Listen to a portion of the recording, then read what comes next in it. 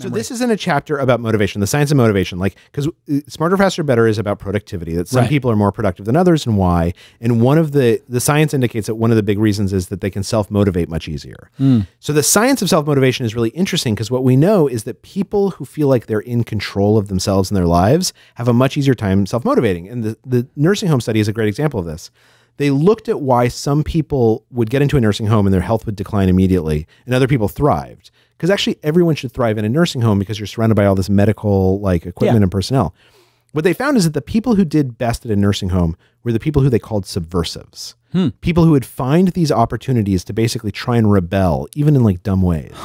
So my favorite interview was they talked to this one guy. I'm not eating the Jell-O. That's exactly right. This one guy they talked to who's a nursing home. He and his friend. So in this nursing home, you'd get a preset meal. They'd hand you a tray with your meal on it. Different meals for different people around medical issues.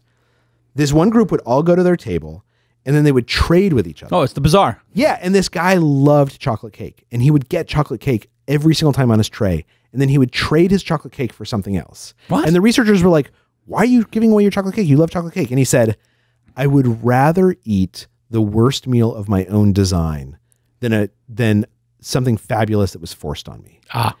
And that guy and his friends, they were thriving. They motivated to go to the gym more. They had more friendships. They kept in touch with people. They lived longer than everyone else in this nursing home. And this is what we know about motivation is that there's a part of our brain that actually, the striata, that actually activates when we feel in control and feel like we can make a decision. So if you can make a chore into a choice somehow, it's much easier to motivate. Right. Now, the question you asked about how I found that story, let me think for a second.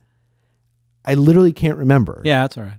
I think it's one of the great things about being an author and a journalist is people are constantly pitching you stuff. Like Malcolm Gladwell right now doesn't have to do any work. People are just like, you know what? Here is something that everybody believes that's not true. I wish that Here it is. I wish that Have was you true. hit that point in the flywheel? Honestly, it never works out that way. I mean, yes, I get a lot of people pitching me You got to stuff. start a podcast. That's it. Is You got to do a little more media hits. Yeah. And then all of a sudden it starts flowing. Really? And are they good? Are they good suggestions? Well, for me, I just tell people like, tell me your crazy business idea. I'll tell you if it's going to succeed or not, which is really just tell me your great idea. Right. If it's going to succeed or not, I mean, who knows? Nobody knows. But I just tell people, tell me your crazy business idea.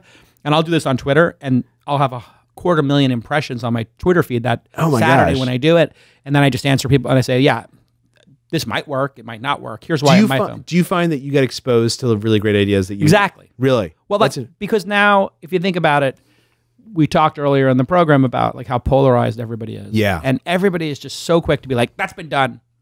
Fuck you. It's never going to work. And by the way, you're an asshole for bringing that up because you're a socialist and you're a communist. And, it's like, oh, you want universal basic income? Communist. I mean, socialist. I mean, what are you? How high is your your predictive rate on the idea as opposed to both as an investor and as someone on Twitter? Yeah. Like how frequently do you go back and look and say like, I've started doing that forecasting. So there's a book called Super Forecasting. Right, yeah. Yeah, so I read it and I met the guy because we have the same book agent, John Brockman, and I started writing what's called deal memos. So you do deal memos in venture capital firms. You write a deal memo. Here's what could go wrong. Here's what could go right. And they circulate and then people debate it and then they do it. So they really have that tradition of looking back on why they passed on Google. Right. It's the 11th search engine. Why would this work now?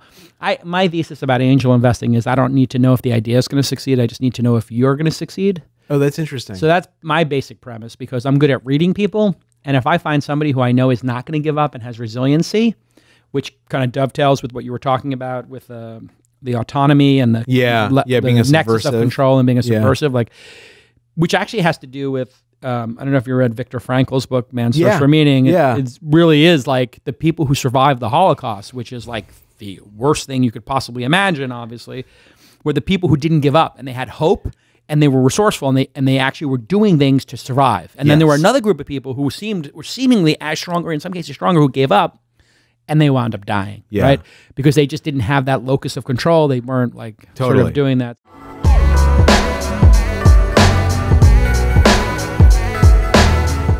I want to first thank my friend Scott Walker for supporting startups, not just supporting This Week in Startups, but startups themselves. Walker Corporate Law, as you know, is a boutique law firm that specializes in the representation of entrepreneurs and startups. That's what they do. And they encourage fixed fees. What's that? They give you a fixed price. You know what you're going to pay to do your startup financing, to do your corporate formation, to do your trademarks, to do whatever you need to do, employee stock option plan, licensing, mergers, acquisitions, terms of service, privacy policy, all those things that are check boxes for your startup. They do with lawyers that have decades of experience, 10, 20 years. No junior associates getting on the job training, and they specialize in startups. That's why they're so good at it. That's why they can give you fixed fees, and they're really in it for the right reason. Scott Walker comes to all of our events. He's a real true mensch, and he spends a lot of time talking to founders, and you can call him directly right now, 415-979-9998. 415, that's San Francisco, 979-9998. Or you can email him, scott@walkercorporatelaw.com, scott@walkercorporatelaw.com, or visit walkercorporatelaw.com. Scott's a great guy. Tell him your Uncle Jason sent you, and he'll take care of you. Okay. Thanks, Scott. Appreciate it.